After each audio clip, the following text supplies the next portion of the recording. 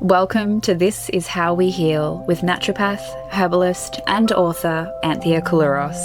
With over 3 decades of clinical experience guiding thousands on their healing journeys, Anthia invites you into honest, heartfelt conversations about what really gets in the way of health and healing and what gently brings us back to ourselves. If you're sick and tired of feeling sick and tired, overwhelmed by wellness noise, or just yearning to feel like yourself again, you're in the right place. This podcast is for anyone feeling burnt out, lost in a sea of symptoms, or simply longing for a deeper connection to their health, their body, and their truth.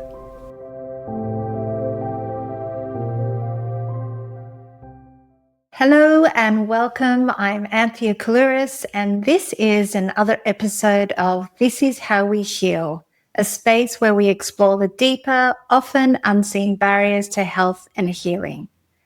When symptoms linger, fatigue that just won't shift, brain fog that clouds your thinking, bloating that seems to appear from nowhere, skin breakouts, anxiety, it is natural to start playing detective. We ask ourselves, is it my hormones, is it my gut, or is it my nervous system? Here's the truth. These systems aren't separate silos. They're part of a complex, interwoven web, constantly talking to each other, constantly responding to what's happening in your body and in the world around you. Today, I want to walk you through that web. I'll share the science of how these systems influence each other, why focusing on just one often doesn't work, and how you can start to figure out which systems are most involved for you and how to take a whole body approach to healing. In clinic, I often hear, is it my gut or is it my hormones? Could this just be my nervous system? Am I just stressed out? We want a neat answer, one culprit to fix it all. But your biology doesn't work that way. The gut, hormones, and nervous system are linked through intricate feedback loops. Let me give you 3 quick examples. First, the gut-brain axis. This is where your communication superhighway between your gut and brain exists. It uses the vagus nerve, immune signaling molecules called cytokines, and metabolites produced by your gut microbes. When the microbiome is imbalanced, it can affect mood, stress, reactivity, and even how your hormones work. Second, the HPA axis, also known as the hypothalamic pituitary adrenal axis, your central stress response system. Chronic activation can suppress digestion, increase gut permeability, what people like to call leaky gut, and throw off your sex hormone production.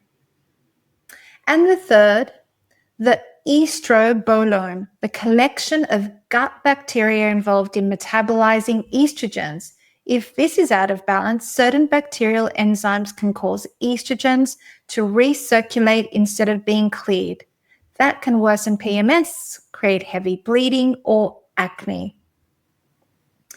So why do we get so fragmented? Well, part of the problem is how healthcare is set up. If you have digestive systems or symptoms, you see a gastroenterologist. Hormonal issues, you see an endocrinologist. Anxiety or burnout, you're going to see a psychologist or a counselor or even a psychiatrist. And often, none of these practitioners speak to each other.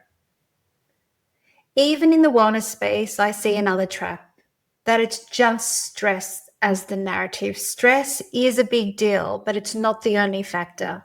And telling someone it's all in their head or it's all about stress can be dismissive and sometimes even harmful. Research tells us that chronic stress can change the composition of the microbiome, reducing beneficial bacteria like the ones we know, Lactobacillus and Bifidobacterium. And those microbiome changes can, in turn, disrupt estrogen metabolism, raise inflammation, which then feeds right back into the stress response. It's a loop.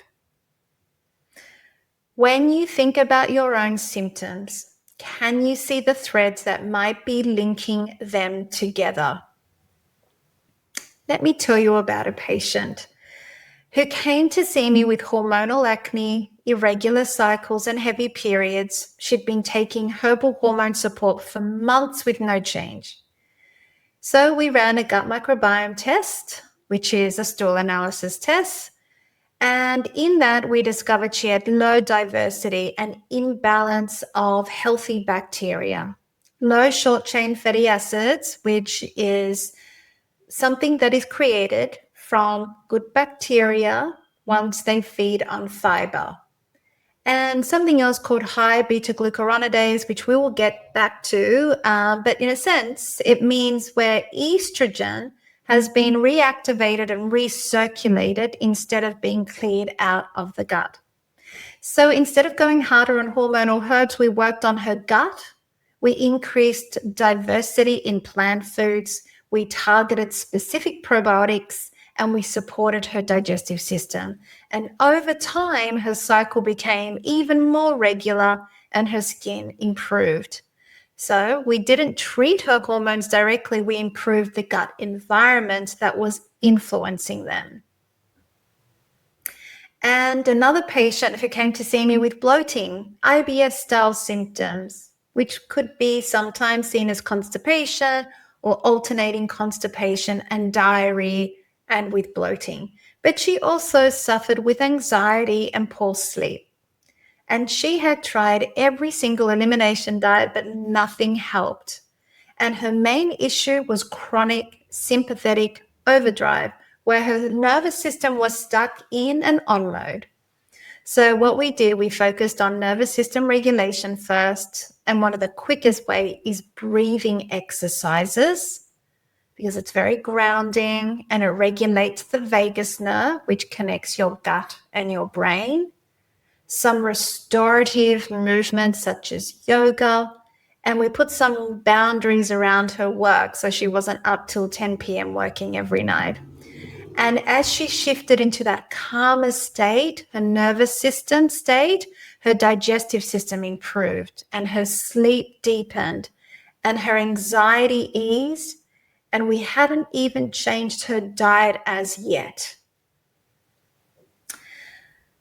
Here's a simple way to start mapping your own web. For gut health, do you have bloating, constipation, diarrhea, or reflux regularly?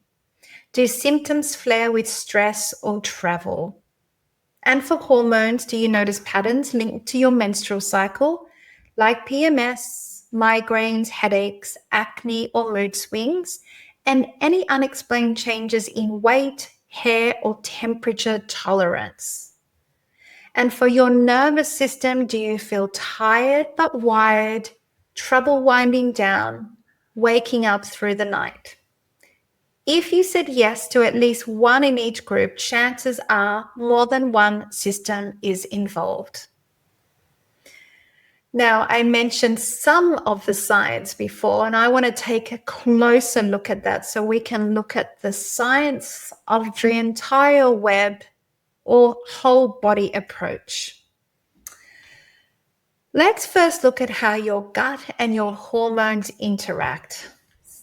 A healthy gut microbiome produces short-chain fatty acids, what I mentioned previously, which are beneficial compounds produced when your gut bacteria ferment certain types of dietary fiber. Dietary fiber can be different types of plants, vegetables, fresh herbs that we eat. These short-chain fatty acids reduce inflammation, and they make your body's hormone receptors, including progesterone and estrogen, more responsive.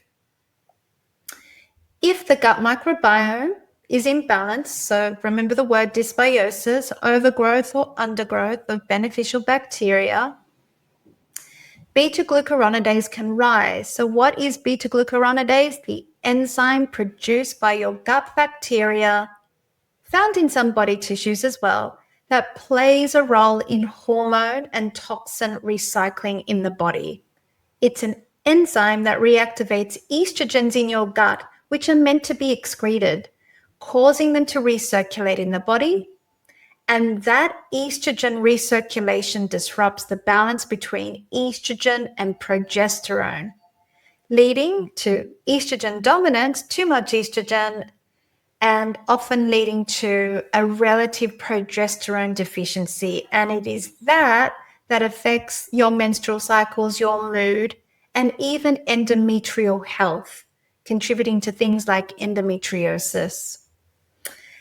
And when it comes to hormones affecting your gut, estrogen plays a role in keeping your gut moving at a healthy pace, such as after menopause, gut motility can slow, meaning we create sluggish bowels, and microbial diversity may decrease, increasing the risk of constipation and bacterial imbalance in your gut. Now, thyroid hormones regulate metabolic rate, which includes bowel transit time, the time from the moment you eat, digest, absorb, to elimination. An underactive thyroid, such as hypothyroidism, can slow that peristalsis, that motility or movement, causing stool to stay longer in the colon.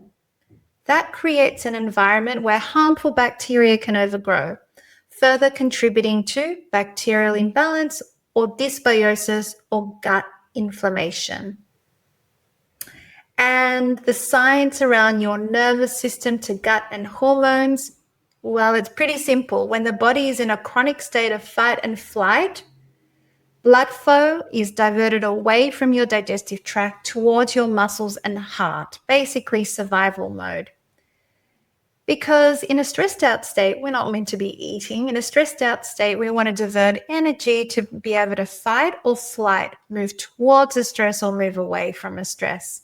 When that happens, we get a reduction in digestive secretions. We don't digest as well if stomach juices decrease, such as stomach acid, pancreatic enzymes, and gallbladder bile juices also decrease. So what that means is we get a poor breakdown of foods that we eat, protein, carbs, and fats, because we can't digest them. We don't have enough digestive juices.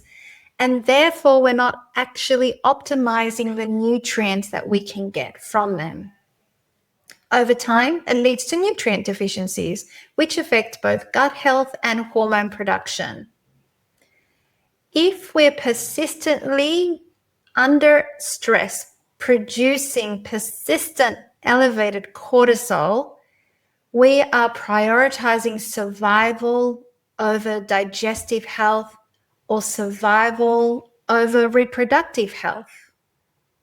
The counterbalance to fight-flight is often called rest, digest, and nest. Quite cute. So in a stressed out state, we suppress the glands that produce the hormones, which then disrupt our ability to ovulate and therefore make babies, fertility. So how do we move from it? Is it this or that to it's all connected? So first we shift the question. Instead of what's wrong with this part, ask, how are my systems communicating with each other? Second, map the patterns, keep a journal of your symptoms, mood, cycle, digestion, stress levels. Perhaps you might have an app that records your symptoms of every day of your cycle, which is a great way to monitor how you're progressing. Third, work in layers. Start with the most stressed out system, then support the others. And fourth, we use testing wisely. Microbiome mapping, stool analysis testing, hormone patterns, cortisol tests to help connect the dots. So, is it your gut, your hormones, or your nervous system? It's likely it's all of them, and that's good news because it means you have more than one doorway into healing. What would it feel like to treat your body as a connected ecosystem instead of a collection of disconnected problems? Thank you for listening today. And if you'd like to explore your own web of connections, gut, hormones, and nervous system, you can work with me one-on-one in the clinic or join our Staying Healthy Together Club community. You'll find all the details in the show notes. So until next time, take gentle care of your beautiful, interconnected self. If this episode spoke to you, your healing journey doesn't have to end here. Join Anthia in her dedicated online community, the Staying Healthy Together Club, a space for real conversations and holistic health education with trusted resources. We'd love to see you there.